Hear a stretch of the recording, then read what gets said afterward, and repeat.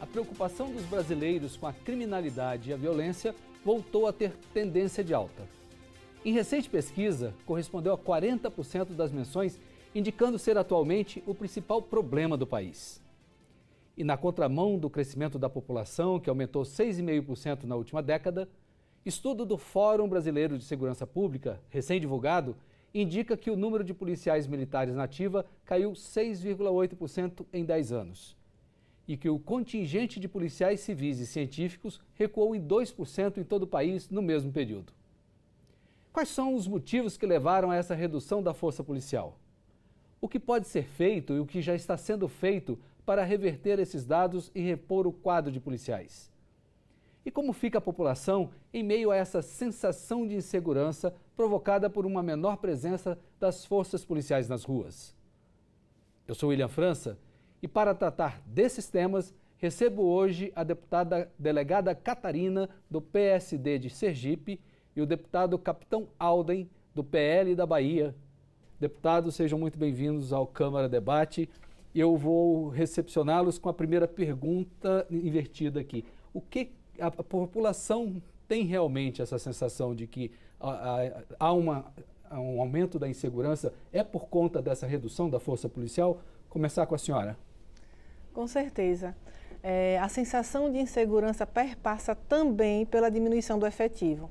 Nós temos aí, ao longo do tempo, um aumento da população no nosso país, nos estados, no nosso país de forma geral, e uma diminuição do efetivo das forças policiais, seja da Polícia Civil, da Polícia Militar, da Polícia Penal. E isso, ela vai é uma contramão, vai na contramão da história. Por quê? Enquanto a população aumenta, enquanto a criminalidade também aumenta e se especializa cada vez mais, as forças de segurança se retraem. Então, nós temos que ter uma visão mais ampla sobre essa situação, porque em muitos governos se fala em gasto com segurança pública. A segurança pública é muito cara. E eu não falo em gasto, eu sempre falo em investimento.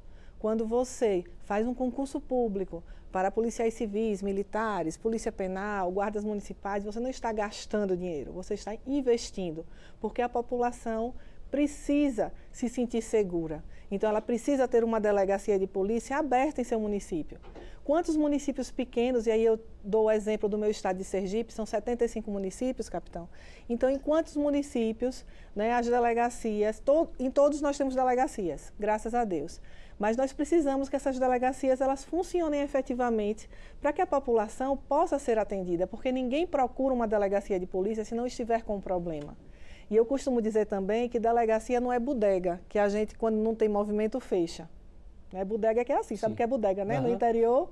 Então, bar, né? É um barzinho, uma bodeguinha. Quando não tem movimento, fecha. Delegacia não pode se dar esse luxo. Delegacia tem que estar aberta, é um pronto-socorro. É um plantão. Né? É um plantão, onde uma mulher vítima de violência vai recorrer, onde uma criança vítima vai recorrer, onde uma pessoa que foi vítima de um furto, de um roubo, vai recorrer naquele momento. Até porque as ocorrências não têm horário, né? Não tem horário para acontecer. Então, para isso, a gente precisa de gente.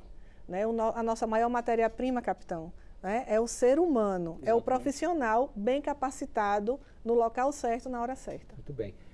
Queria ouvir o senhor, deputado. A população realmente tem essa sensação de insegurança demonstrada nas pesquisas, é por conta também dessa redução do número de policiais nas ruas? Sim. Primeiramente, queria parabenizar e agradecer pela oportunidade. Eu acho que essa é uma temática extremamente importante e nada melhor do que profissionais de segurança pública falar sobre segurança pública.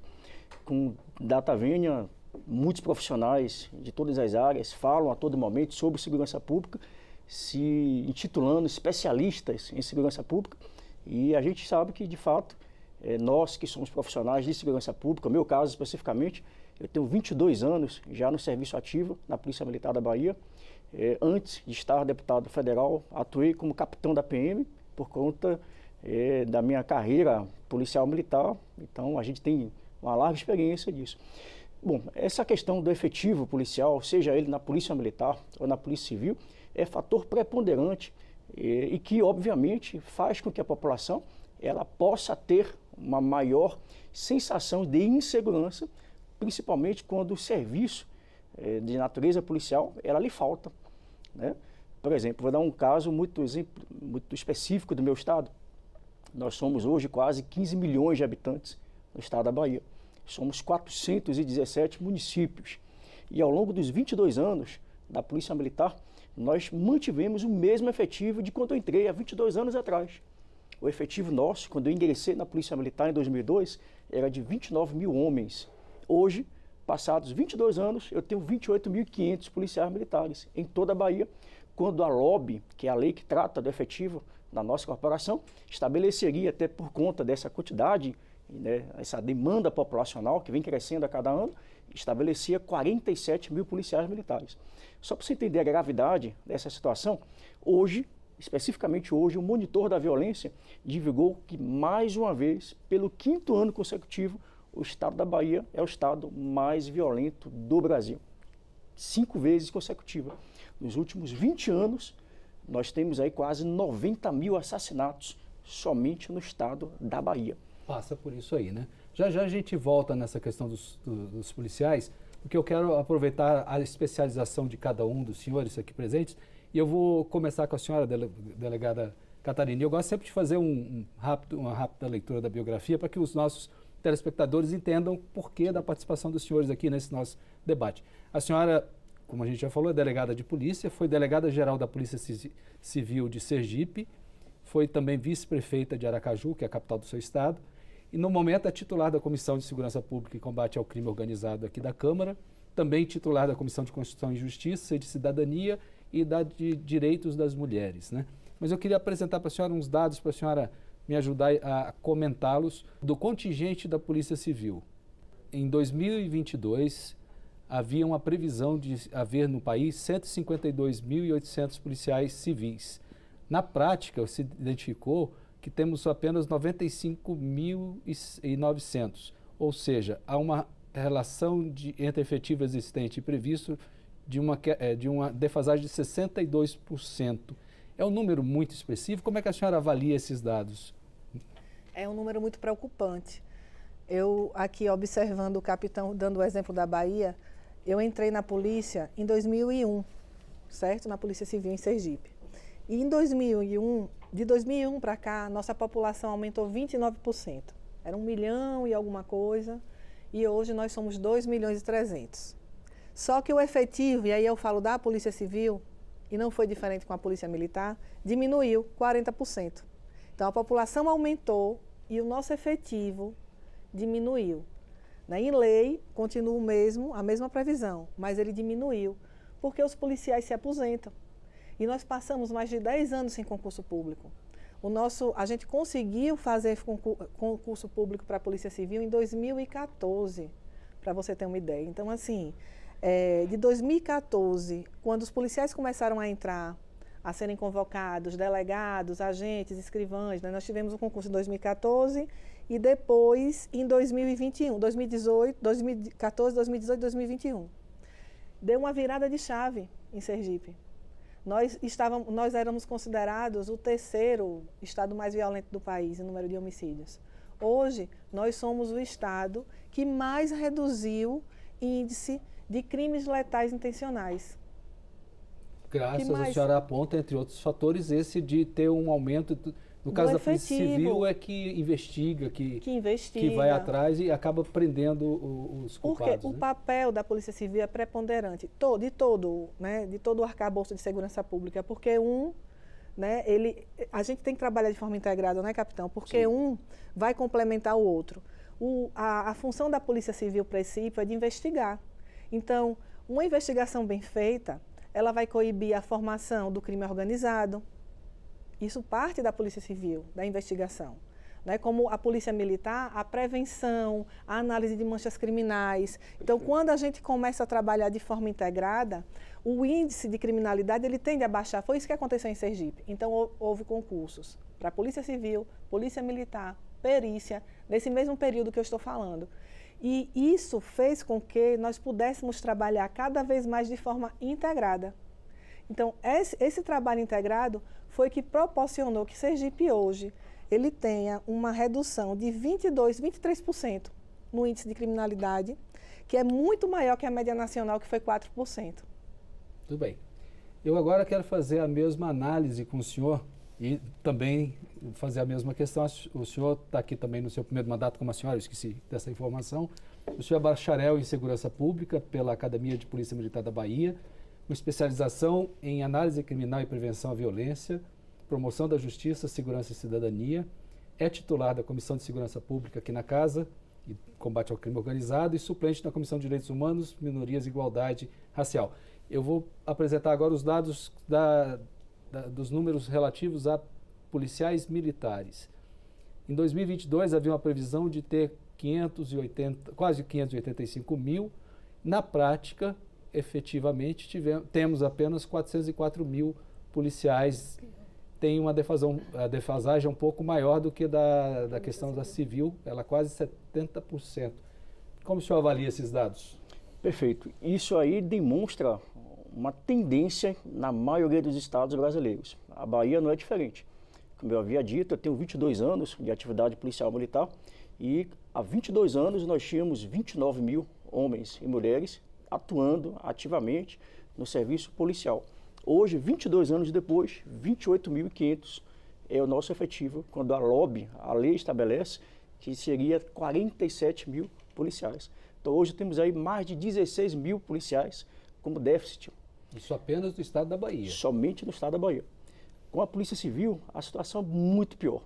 Nós temos hoje, nesse mesmo estado, com quase 15 milhões de habitantes, 417 municípios, eu tenho 5.300 policiais civis para todo o estado.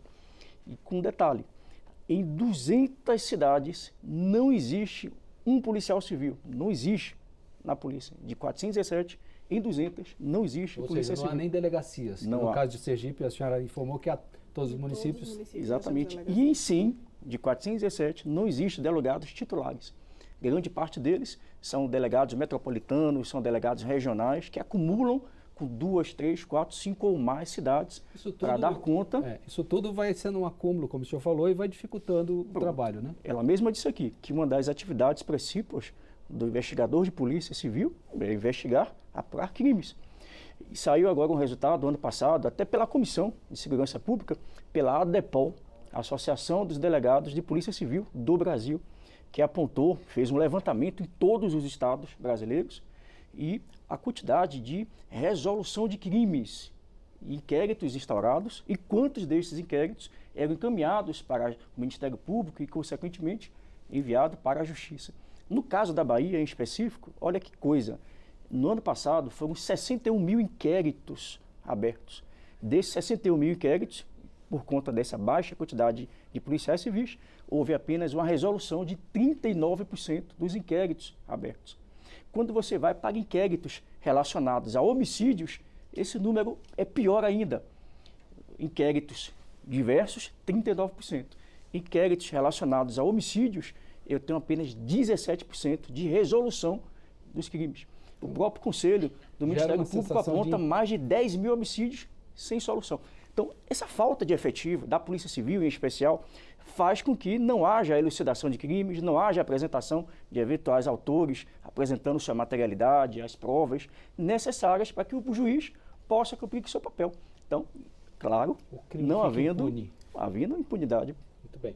Eu queria, dentro da nossa temática, trazer uma outra informação. O presidente do Fórum de Segurança Pública, que fez esses estudos, diz que uma das explicações possíveis para essa defasagem que é apresentada é o custo. Porque para os estados e para o Distrito Federal, em termos de remuneração, de contas, fica muito caro. E muita gente se aposenta e a aposentadoria desse pessoal, dos policiais civis e militares, é bastante oneroso para os cofres dos estados e eles evitam fazer concurso. Eu vou dar alguns números. A remuneração dos funcionários de segurança pública é 50% maior que a dos demais servidores públicos estaduais. Isso faz com que eles representem 23% dos servidores públicos dos estados e do DF e 31% dos gastos do pessoal da ativa. E quando vai para a questão da aposentadoria, A força policial representa 22% de todos os servidores nativos, sendo que consome, por sua vez, 33%, um terço dos gastos com aposentadoria é para o pessoal de segurança pública. Segundo ele, é essa somatória de dados que faz com que os estados não busquem repor as forças policiais. Queria colocar na mesa esse tema e saber dos senhores a opinião sobre isso. Então, lógico que para tudo tem um custo, mas um governo que se preocupa realmente com a sua população, ele vai ter que colocar na balança onde ele quer investir. Segurança pública não é gasto, como eu disse aqui no início, não é, capitão? Exatamente. Segurança pública é investimento. Investimento na paz social. Não se pode falar de paz social, não se pode falar de sensação de segurança sem a presença efetiva das polícias.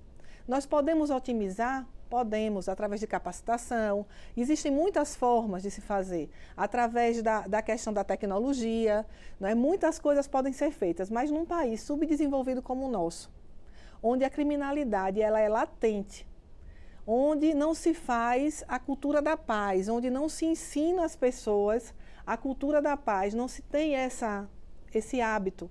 Né? No Nordeste, por exemplo, tudo, né? Existe uma cultura muito mais, como é que eu posso falar, violenta muitas vezes. Né? Tudo é resolvido na questão da honra. Né? Então, assim, onde não se investe em educação, porque antes da segurança vem a educação, não se investe em educação, aí quer se falar de gasto com segurança.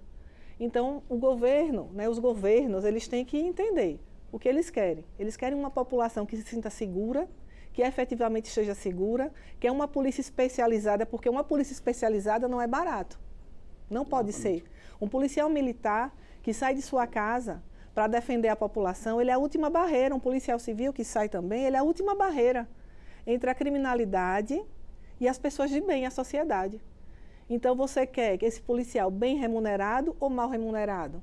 Esse policial, ele vai morar junto com os bandidos ou ele vai morar em um local digno, onde ele possa se sustentar e sustentar bem sua família, onde ele possa tratar de sua saúde mental, porque hoje o índice de suicídio e de problemas mentais dentro das corporações é enorme. Tanto da civil quanto da militar. Isso. Então, assim, se eu disser aqui que os policiais são bem remunerados, de forma geral no nosso país, eu estaria mentindo. Ainda está aquém do que a gente merece, do que os policiais merecem, tanto civis como militares, como policiais penais e guardas municipais também. Deputado, o senhor concorda também com essa avaliação de que a remuneração é o principal problema para repor a força policial dos estados? Eu não acredito. Eu acredito que, de fato, o Estado que se compromete com a sua população, com a vida das pessoas e com o bem-estar social, ele tem que fazer investimentos para ele ter retornos disso. É muito pior você ter um ambiente inseguro. Eu vou dar um exemplo. Quanto o Brasil perde quando você tem matérias veiculadas, especialmente internacionalmente, quando você mostra tiroteios, mortes, turistas sendo assaltados, e bairros inteiros, como tem em Salvador, que recebem ameaças de determinada organização criminosa, mandando fechar o comércio, mandando parar os ônibus, tocando fogo em ônibus. Então, a insegurança pública, ela gera muito mais gastos, muito mais custos, não só a imagem do Brasil, a imagem daquele estado, atrapalha o turismo, atrapalha o comércio, atrapalha que as pessoas tenham uma vida saudável, inclusive mentalmente. Saiu uma pesquisa no The New York Times, no ano passado, foi feita uma pesquisa com mais de 150 países. E o Brasil liderou entre esses 150 países, aquele país em que a sua população tem uma maior sensação de insegurança, onde ele pensa 2 ou mais vezes antes de decidir ir para algum programa, um cinema, um barzinho, visitar ou frequentar igrejas, espaços públicos. Ou seja, há tanto investimento na construção desses espaços públicos, mas a insegurança pública faz com que essas pessoas não frequentem esses locais. Então, fora o custo econômico, você tem aí prejuízos enormes. Então, se o Estado ficar pensando que investir em segurança pública é apenas gasto, ele vai gastar muito mais com a imagem do país arranhada lá fora. Pessoas, por exemplo, Salvador. O Estado da Bahia, de uma forma geral, mas em Salvador, especificamente, segundo o IBGE, houve uma redução drástica da população em Salvador. que não aguenta mais a violência e tem buscado outras regiões mais seguras. Então, a gente perde, inclusive, com o FPM e uma série de outros recursos que deixam na de... saúde também, né? Porque impacta as em pessoas todos os setores. se machucam, se ferem, são feridas e tem a questão mental também. Só para você ter uma ideia, foi divulgado recentemente pelo Ministério da Saúde o impacto da quantidade de pessoas baleadas nos hospitais. Hoje, mais da metade dos leitos que são ocupados nos hospitais, até pouco tempo, era vítimas de acidente de trânsito. Hoje, em algumas cidades, a exemplo do Rio de Janeiro e a própria Bahia, você tem grande parte dos hospitais ocupados por pessoas baleadas. Então, o custo de uma pessoa baleada gira em torno de R$3.000 dia. Então, isso, se a gente for multiplicar para a quantidade de baleados no Brasil inteiro, quantidade de mortes, segundo dados recentes, mais de 49 mil pessoas morreram, morte violenta. Qual o custo de cada morte dessa? É muito pesado. É verdade. Eu queria aproveitar a presença dos senhores aqui e falar um pouquinho, a senhora citou concurso público. Houve uma recente polêmica que até o Supremo Tribunal Federal teve que intervir, porque algumas corporações, sobretudo da PM, estabeleceram cotas, né? Aí tem aqui, e o Supremo mandou não ter isso, né? O Estado do Amazonas havia determinado que só 10% do concurso, das vagas, seriam para mulheres, Amazonas 10%, Ceará 15%, Mato Grosso 20%, Pará 20%, Paraíba 10% e o Distrito Federal 10%, entre outros aqui. E o Supremo mandou rever isso tudo e fazer novos concursos. Eu queria saber a opinião dos senhores, mas começar com a senhora. As mulheres têm total competência e condições, em termos de igualdade, para ocupar esses cargos públicos, assim como entendeu o Supremo? Com certeza. O que a gente precisa é uma mudança de cultura. Eu, como policial civil, há mais de 20 anos, fui delegada de polícia, sou delegada de polícia, ainda continuo delegada de polícia, 8 anos como delegada geral. Fui delegada também de ponta operacional, de gestão e operacional, e eu nunca deixei de fazer nada por ser mulher. Então, o que a gente precisa é capacitar bem essas mulheres, para que elas possam atuar na linha de frente também. Então, eu não acredito nessa questão de cota restritiva. Eu acho que já se passou o tempo disso. Nós não podemos delimitar, se a mulher ela foi mais preparada, se ela conseguiu uma pontuação maior, se na questão da atividade física ela se sobrepôs, por que não? Por que não ser chamada e ela ser colocada para trás quando um colega homem do mesmo concurso teve uma pontuação menor, ele ser chamado por questão de cota. Então, assim, num país, e aí eu venho, eu gostaria também de parabenizar a sua colocação anterior. Eu posso voltar um pouquinho no tema dele, né? Você disse que eu podia. Por favor. Porque investimento é justamente isso, investir em segurança pública. Se fala dos gastos em fazer um concurso público, mas não se coloca na balança os gastos que você tem com a insegurança pública, que é muito grande. Um país que está no 6º lugar de feminicídio no mundo, aí quer economizar em contratação de policiais para se abrir delegacias especializadas da mulher para investigar esse tipo de crime. Sem o efetivo. Sem o efetivo. Como você vai fazer? O crime ele está se especializando cada vez mais. O crime é organizado realmente, a palavra é só organizado. E está se especializando. Hoje nós temos inteligência artificial, aí nós temos que, inclusive aqui é um tema do parlamento, que nós temos que legislar sobre isso. Nós temos crimes cibernéticos. Hoje o estelionato não é mais o estelionato comum de passar um cheque, de falsificar uma assinatura. Sim. Hoje ele foi trocado pelo crime cibernético. Então, como é que você vai dar conta desse tipo de investigação se você não investe no pessoal? Bem, exatamente. Queria saber do senhor. E só complementando essa questão, no nosso estado, eu já falei aqui, nós temos 5.300 policiais civis. A quantidade de homicídios, só de homicídios que nós tivemos ano passado, na Bahia, 5.098. Isso significa aproximadamente um homicídio para cada policial civil investigar. Claro que a gente sabe que cada um tem suas funções, escrivão, investigador, delegado de polícia. Então, além desses problemas estruturais, você tem aí policiais civis que estão sendo desviados da função, cuidando de presos em delegacias, que não deveria estar fazendo isso. Isso faz com que o efetivo não seja utilizado realmente na investigação criminal, na elucidação de crimes. Eu queria saber a sua opinião sobre a participação das mulheres nas forças policiais. Olha, eu tenho vários exemplos no mundo inteiro onde isso já se avançou há muito tempo. O Exército de Israel é um dos maiores exemplos disso, onde a mulher, inclusive, ela é colocada na linha de frente, na batalha, no confronto, e não há divisão de competências atribuídas a gênero, ou relacionado a gênero, ou sexo. Então, eu acredito que todo ser humano, seja ele homem ou mulher, seja ele branco ou negro, seja ele homossexual ou não, ele tem que ter avaliações específicas para se verificar se ele tem condições para exercer a atividade policial. Então, eu acho que as corporações, elas precisam estabelecer critérios objetivos.